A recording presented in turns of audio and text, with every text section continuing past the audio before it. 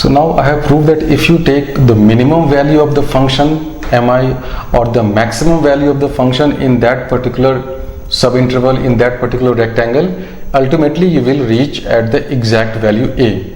Now, but what about if I take any arbitrary value f ck in that interval? So I will prove that also. Suppose I am taking any arbitrary value of the function in that particular delta xk, that in subinterval. So this m will be less than or equal to f ck, less than maximum. So multiplying by the length of that subinterval delta xk, this will be less than this thing, less than this thing. Now if I do the summation over all from k is equal to 1 to n, so this thing will be less than or equal to f ck delta xk. This is the old Sn which we are using, arbitrary f ck and arbitrary summation from k is equal to 1 to n. This will be less than or equal to k is equal to 1 mk delta xk. So what I can say that ln is less than or equal to Sn, less than or equal to un for all n. Now this is given. Now I know that as when I take the limit n tends to infinity, I know that this ln tends to a. I know this. Similarly, I know that this un tends to a. Then what has this Sn, has it got any other option but to tend to a? By sandwich theorem, because this Sn is bound between ln and un. This ln is telling that okay, I am going to converge at a. un is saying that okay, I will also converge at a. Now this poor guy Sn, which is trapped between this ln and un, will say that okay, ultimately since you two big boys are going to a, I have also no other option but to go to a. So this Sn will also converge to a as under the limit n tending to infinity. So what I am saying, this summation k is equal to 1 to n f ck delta k will be tending to a, will converge to a. That's what I told you initially, that now it does not matter whether you choose mk or this mk or fck, any value in that subinterval, my final answer, that is a, is immaterial of the value of function, the height of the rectangle I have chosen. You can say why this is happening. This is very simple. You see, ultimately what is happening, you are choosing a subinterval and the length of this subinterval is delta. Length of this subinterval, this delta x is equal to, what is this? b minus a by n. We had seen this long ago.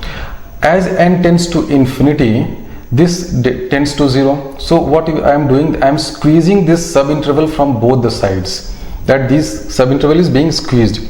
So if this subinterval is being squeezed, the function value, this small m, that is the minimum, the capital M, the maximum, or any arbitrary, these will also be converging to one point, because as you go on squeezing your subinterval, this function has got no elbow room left. This is equal to limit n tends to infinity f ck b minus a by n, or limit n tends to infinity this thing, and delta x is equal to b minus a by n. If I am taking, say, my interval as 0 to 1, then I can put a is equal to 0 here, b is equal to 1 here. I will get this delta x will be 1 by n, and this thing will become k by n. So if I use in this formula a to b, this will become 0 to 1 fx dx equal to limit n tends to infinity, k is equal to 1 to n, f of k by n, 1 by n. This is the right hand sum. Why? Because I have started my calculation, my counting from k is equal to 1 and finishing at k is equal to n. Same thing I can do if I use the index from k is equal to 0 to n minus 1. In this case, this is called left hand sums, because you are starting your calculation from the very first point a. In this calculation, I am starting my calculation from a plus k by n. So how, you suppose you are given a problem in which summation is there, how to convert a summation formula into an integral formula. If you see this thing, if you say this thing and this, you will know that as n tends to infinity, I have to write instead of 1 by n, suppose 1 by n is given, you convert it into dx, k by n into x. So this k by n becomes x. This summation, this sigma will become integral sign. And what will be the lower limit of integration? You concentrate here, you put the first k is equal to 1, whatever you get under that limit n tend to infinity, put k is equal to 1, whatever you get you put as the lower limit, say a here, or maybe 0 in this case. Similarly, upper limit of integration, you put the last index, the n here, you will get b, and then you put b as your upper limit. Suppose I have to find limit n tends to infinity 1 by n plus 1 plus 1 by n plus 2 till 1 by 2n. So when I write this in terms of this formula, limit n tends to infinity, summation fk by n, 1 by n is equal to 0 to 1 fx dx. I know this thing. So when I start writing this thing, I can write it as, this is same as limit n tends to infinity, summation, I can take 1 by n common outside in all the brackets. So what I will get inside the bracket, I will get 1 plus, because this n will be taken out, so I will get k by n. Now I can integrate this summation from k is equal to 1 to n. So what is this thing? This is limit n tending to infinity, summation 1 by n f of k by n, where my fx is, what is the function I will have to take? Function will be 1 by 1 plus x, because instead of k by n I put x, then I will get the same thing. So what will be this limit? Will be integration 0 to 1, fx is 1 by 1, so this will be 1 by x dx. This will become ln 1 plus x, limit is 0 to 1, you put the limit, you will get answer as ln 2. This is very simple. Same thing in this case, instead of 2n they have put 6n here. So what will happen? This is also not very much different from this formula.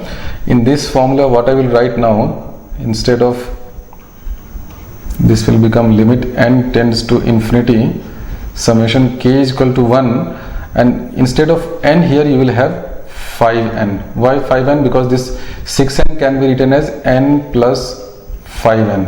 This 2n was n plus n, so ultimately it will become 1 plus n, 1 by 1 plus k by n, where now your k is going from k is equal to 1 to 5n. Now when you now you convert this summation into integral, you will get is equal to 0 to this k, lower limit will become 1 by n 0, upper limit, since it is 5n, it will become 5n by n, it will become 5, it will become 1 plus x dx. Now you integrate it, you will get ln 1 plus x, put the limit 5, you will get ln 6. So this is a simple use of integral formula for summation of sums. Another sum, let's see, this sum is for Sn is equal to 1 square by n cube plus this thing. You have to find limit n tends to Sn. Now you have to see that, okay, if I take one of the n outside, 1 by n, what will remain inside will be 1 by n whole square, all the summation square. So ultimately this will be from integral 0 to 1, this 1 by n, this is k by n, so this k by n, the function is x square dx, 0 to 1 x square dx, we will get answer as x cube by 3 or 1 by 3. You may wonder in this problem that only I have got n minus 1 here, whereas for this summation I should be having something like n square by n cube. Very valid point. What you do in this thing, you add also n square by n cube. By adding n square by n cube, you are not adding anything substantial. Why?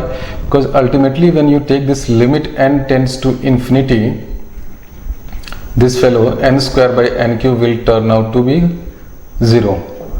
So if I can add n square by n cube just to make it very smooth summation formula, or I can argue it in another way also. Instead of using k is equal to 1 to n, let me use the left hand sums, which was k is equal to 0 to n minus 1.